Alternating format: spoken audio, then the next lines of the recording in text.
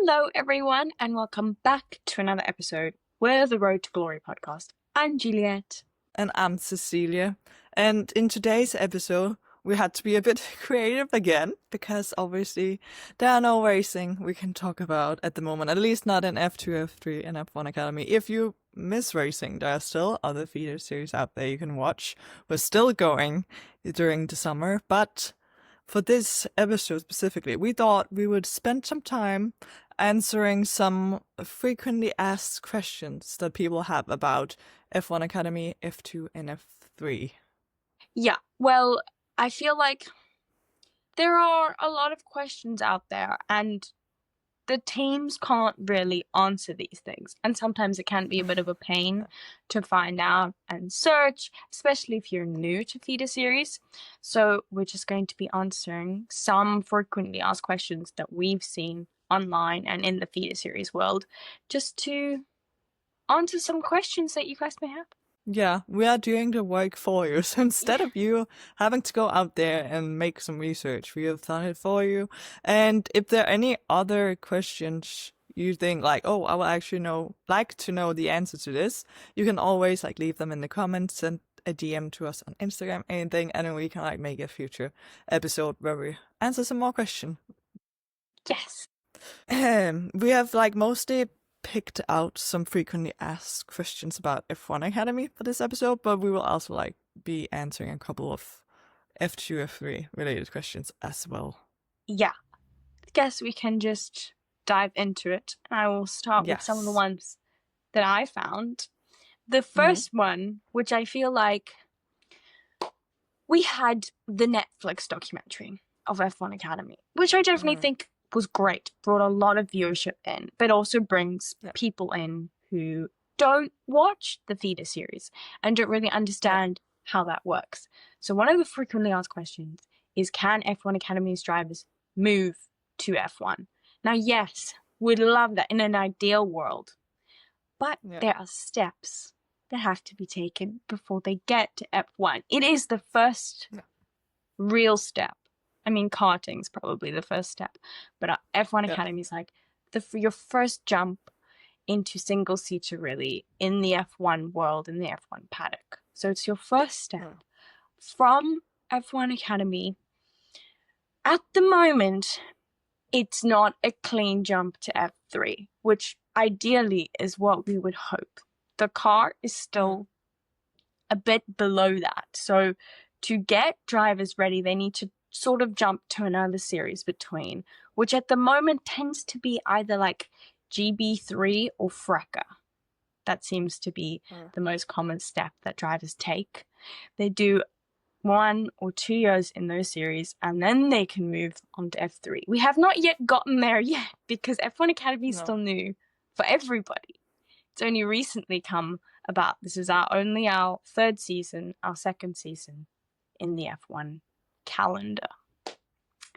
So then they move to F3, hopefully F2, and then hopefully F1. So in the future, yes, hopefully we will see graduates of F1 Academy in F1. But at the moment, it's just there's some steps between it.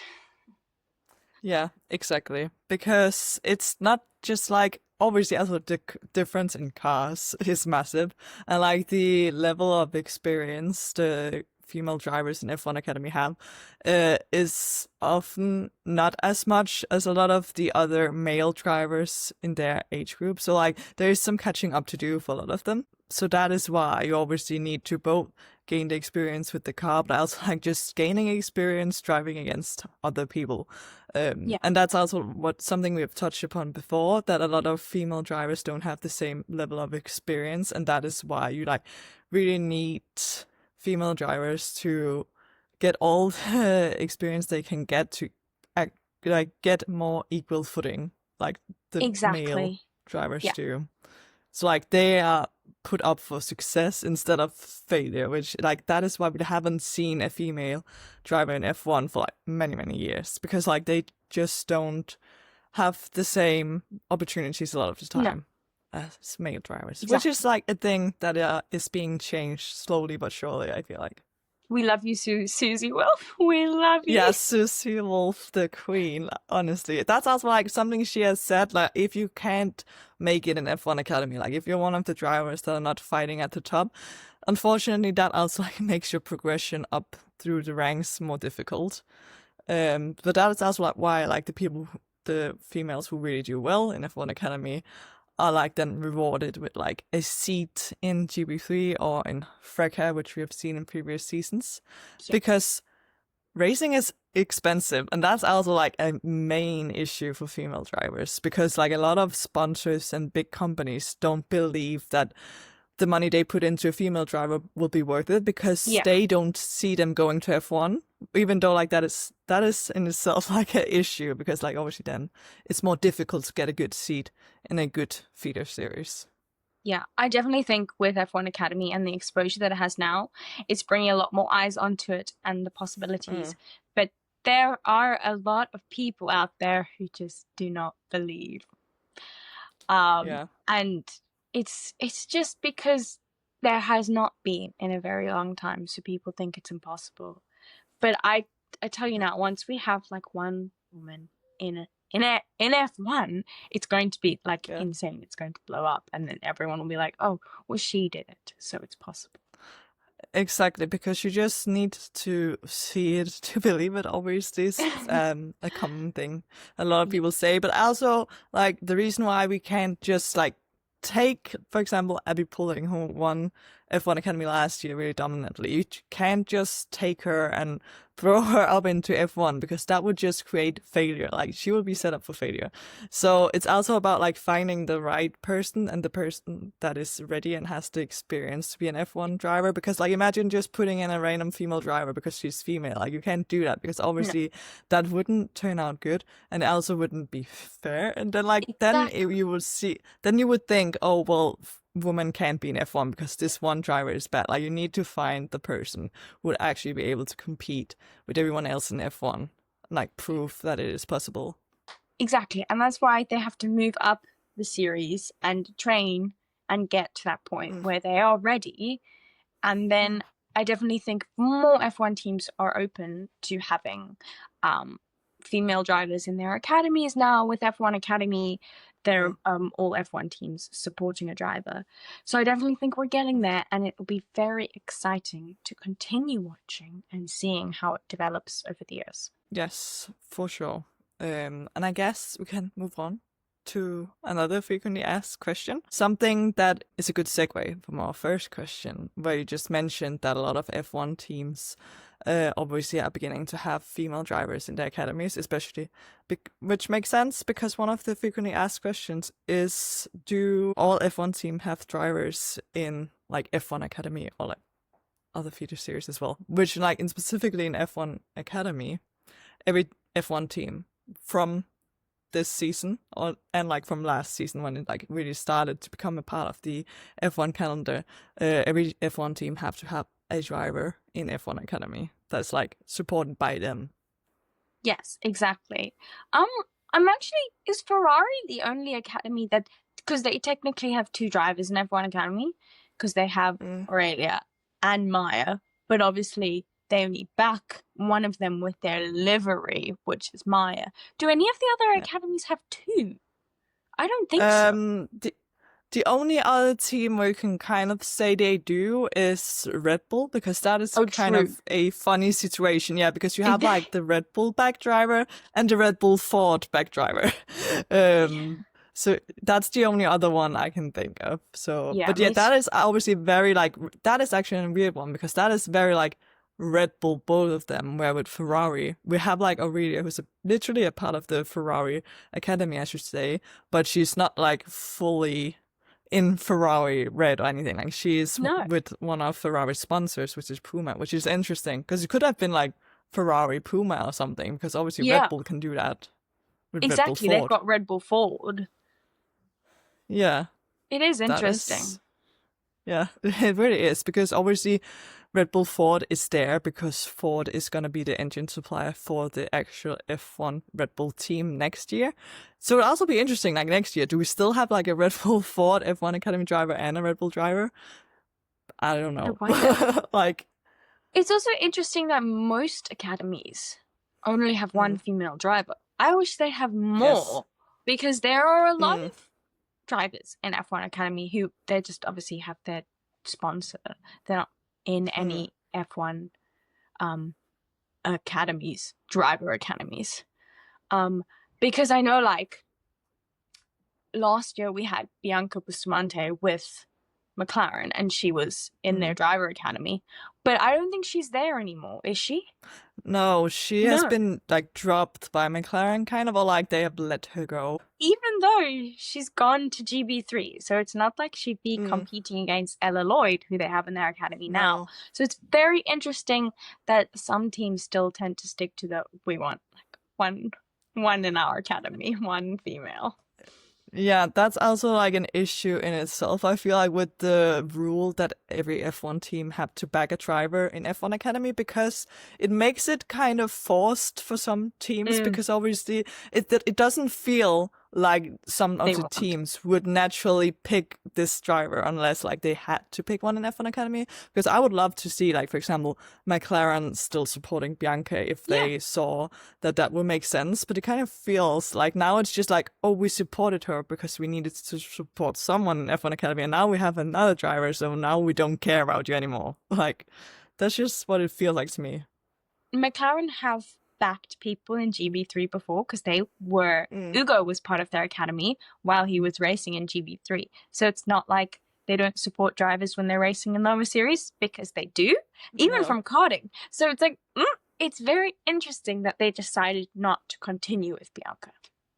Yeah, and we also like have to remember, obviously, that F1 teams, whenever they choose a driver for their academy, it is an investment for them. So they like have to believe that this investment is worth it, like the money and work they put toward that driver. So like maybe it is like an issue that maybe they didn't see the progression they wanted in Bianca, then they just let her go. But then it just like still feels kind of like, we only had you because you were in F1 Academy, and now you're not there, and now we don't have to support you. And then they let her go. So it's like an interesting dynamic, because also like a team like Haas, I don't feel like they would ever choose a female driver if it hadn't been because they actually have to. So it's kind of a shame that it is that way for some of the teams. Yeah, hopefully it changes. Yeah, we can hope so. Hopefully it will.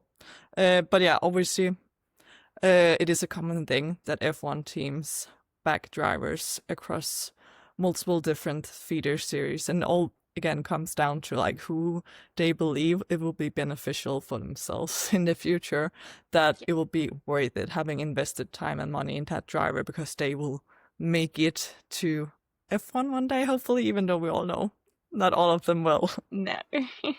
Yeah, so there's definitely like a big difference also between teams, like the mentality they have. Like, for example, Red Bull, they just like choose a lot of different drivers, because like they're spreading their eggs. Like, we don't know who is gonna make it, so now we have a lot of different people to choose between. Where another team, like for example Mercedes, are like very few drivers. They are focusing on most of the time only one driver per series. So like one driver in F3, and like right now, for example, they don't even have a driver in F2 because they are very selective with who they spend their time and money on.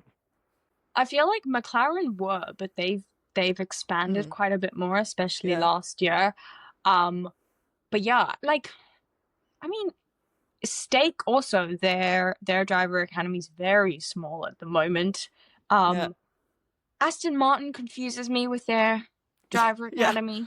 I don't understand it, because it's like two separate things, because Jack Crawford is not a part of like the junior academy, but Mary Boyer is. So like there's a difference between what they are, because Jack is also like associated with Aston Martin, and I always forget like what it is, because like officially Mary Boyer is the first one in the academy. So I'm like, but what is Jack Crawford then part of? Like, I don't understand it. I don't know. They really confuse me. I think Williams they're like quite selective with their drivers, but they have a good academy, and they've backed Luke for a while now. You know, they backed Logan. Yeah. But so that didn't turn out great, but they tried. I'm trying to think who else. Haas do not have They No, take they Ferrari really juniors. don't have an academy. Yeah, it's always like we'll take in whoever Ferrari wants us to take in. Because obviously, Ollie Behrman being a great example of that, and before him, it was also Mick Schumacher who was a Ferrari junior that Haas took in. So like Haas don't put in money and time to like really grow their own academy. And also like as you mentioned with Stake, it is an interesting academy they have as well because obviously I believe they only have like with F1 Academy MF Felbermeyer right now because they kind of killed the Sauber Academy after Theo Pourchaire. They just let him go, even though he won F2, which is still super odd to me why they just said, oh well, we tried, goodbye. No, literally. And before that, they did have Zane Maloney there, but then Yeah, they they also didn't. So have it's him. like very interesting. They don't really have anything going at the moment. No, and also like really shows like it's difficult for the young drivers figuring out what F1 team should I commit to, like what will benefit me, also because it's like obviously right now, right here kind of thing, but also like looking into a couple of years from now, like if you're an F3 driver, where do you think there will be place for you Yeah. in on the F1 grid essentially? Because we often see, like for example, if you are a Mercedes Junior. Mercedes don't need a driver. Then, like, where do you go to? Where, for example, if you're a Red Bull driver, there's a big chance you will be Yeah, you dropped get a at some seat. point because there's so many of them. But then they have more seats to give as well. So, like, if you perform well, there'll be bigger chance you'll actually make it to F1, get an F1 seat. And I know this is from last year, but I know from Christian Mansell that he mentioned that when he was in F3, he had options to join academies, but he did not want to because it puts a lot of pressure on you. And then if you don't perform, you can be dropped, and then that isn't a good look if you're dropped from an academy. So if you I mean, obviously some drivers need it for the funding reasons, but if you don't necessarily need it for funding, then it's probably better to just perform on your own and then later on be picked up by an academy like just before you're getting like in F2 or so. Yes. That is also an interesting side of it because we also see like some drivers only get picked up by F1 teams when they have like really shown how well they can perform. For example, like good example could be Felipe Drogovic. He only became a part of the Aston Martin team or like academy after he won F2. So it's like very different from driver to driver, like when they join an F1 team or like F1 academy essentially.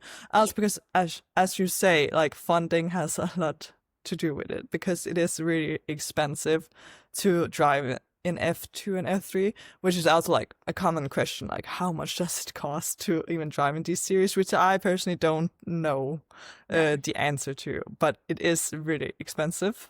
And I guess that also like links to a question we can more easily answer because that is like, why does F2 and F3 specifically mostly only race in Europe? Because as we mentioned in our previous episode, if you listen to that, we would love to see F2 and F3 like go to, for example, Brazil or like other countries that are not in Europe.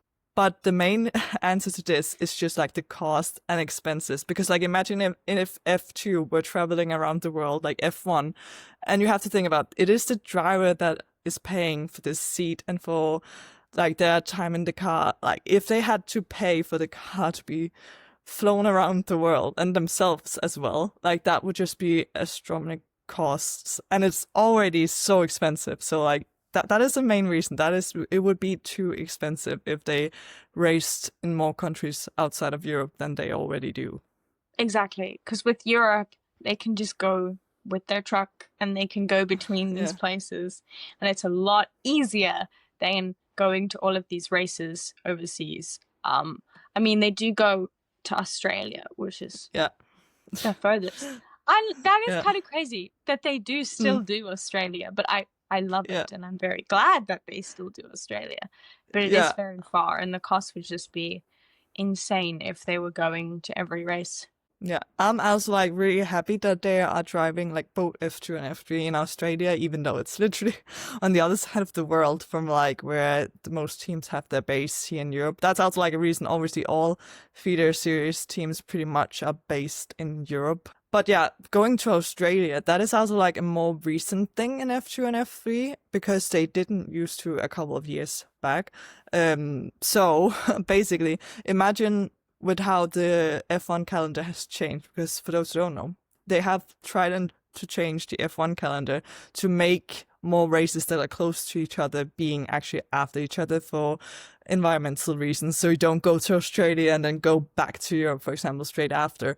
So with a lot of races being like Australia and then in Asia right after, then it would mean like if F2 and F3 don't race in Australia, their season would start pretty late, like Yeah, all the way until F1 makes it to Europe, obviously.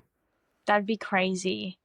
And it would Yeah. be such a weird, I mean, they do have a bit of a gap now, which is also like, Mm. I mean, F2 less because they go like further races, they do Middle Eastern, whereas F3 Yeah. don't.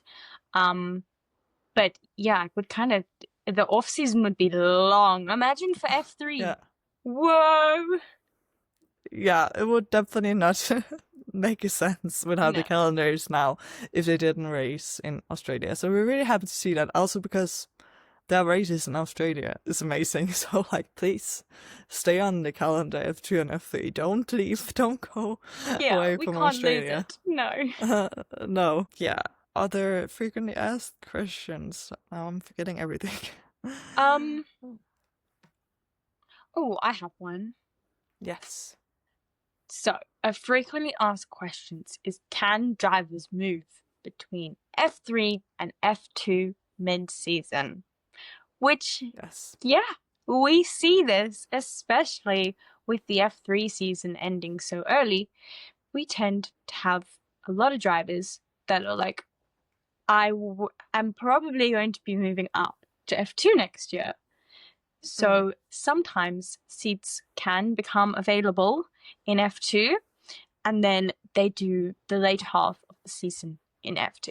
Yes, that is common to see, which is also like something we have briefly touched on before, because obviously it's not necessarily that the F3 drivers join the team that they're going to be racing for in F2 next year. It's more so just like to gain the experience in the car and also like to be able to showcase their talents, because like what better way to prove to a team that you deserve to get one of their seats than getting the chance at one of maybe one of the worst teams and then like really showing that you actually you're a really good driver, like you deserve to get that seat. Exactly. So it can happen, and I'm very excited to see what happens in this year. Yes. Because that's like a little bit of a silly season for feeder series, is seeing, oh, who's gonna suddenly jump up? I don't think we'll get too many drivers though, because I don't really know who would leave F2. Maybe a Trident. I've heard some rumors about Max Asderson, but then people like, no, he's been performing okay. So it just depends on what the teams want to do. So it'll be interesting to see. So follow along. Make sure to check into our podcast because whenever there will be announcements or our socials, we will be posting about them. So you can never miss anything if you follow us.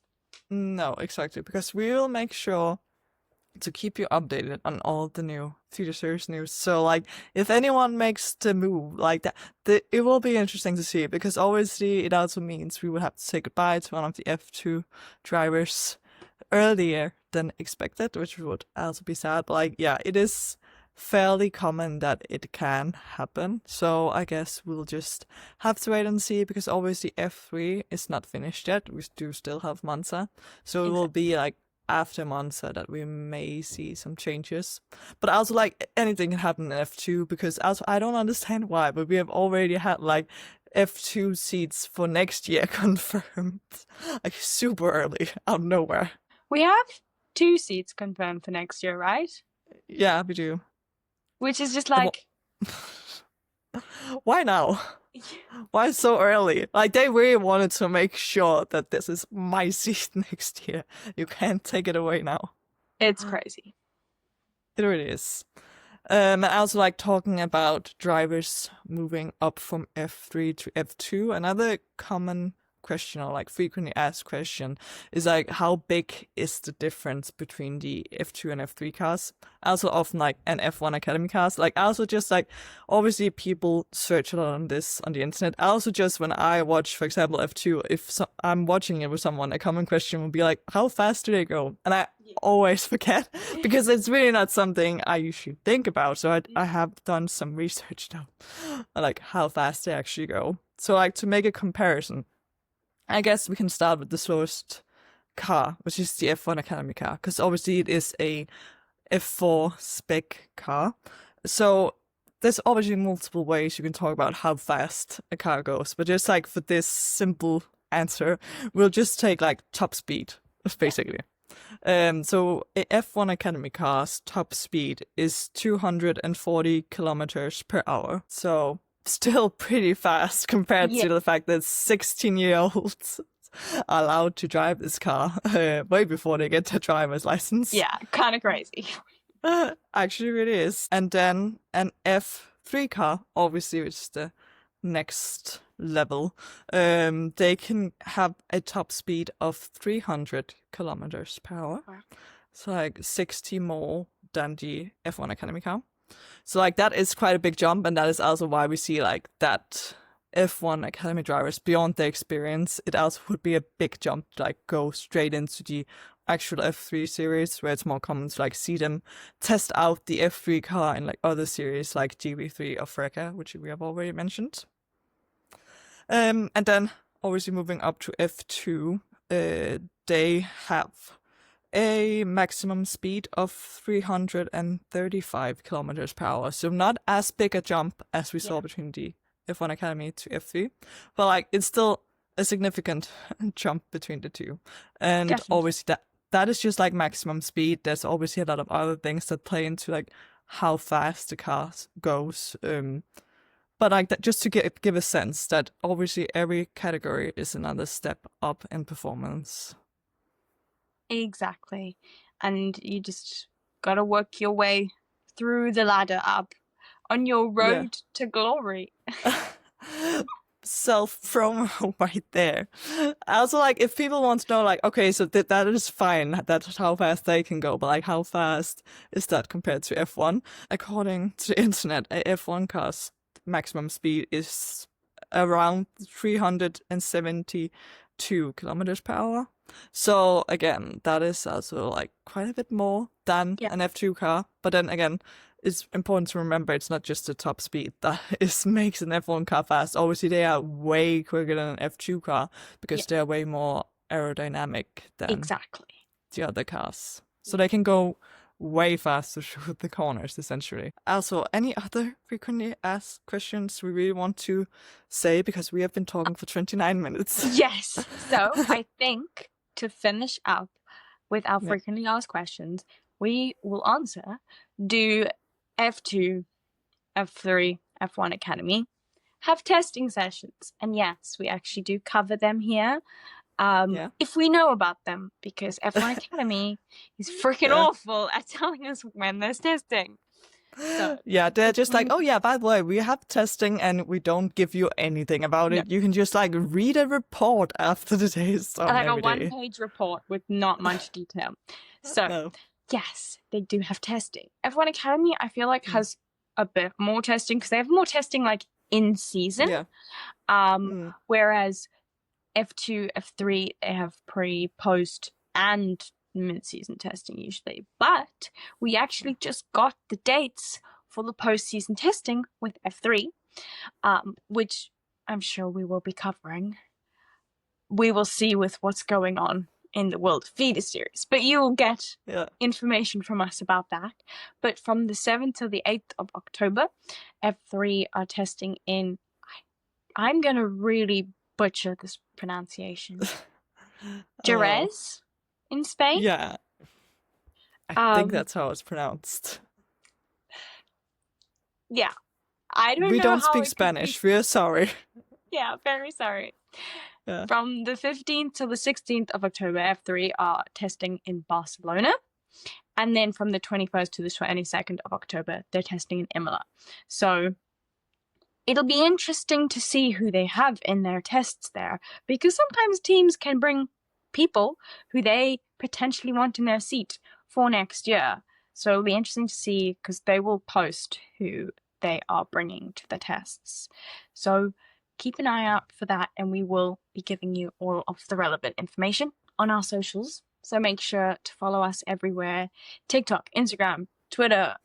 If you're watching this on YouTube, maybe check out our Spotify. If you're watching this on Spotify or listening to us, you can also check it out on YouTube. So we're pretty much everywhere. Yeah, and if you don't follow us everywhere, you will be missing out, because there are some things we only post exclusively on one of our platforms. So obviously follow us if you want to be up to date all the time, which we know you want to. Yeah.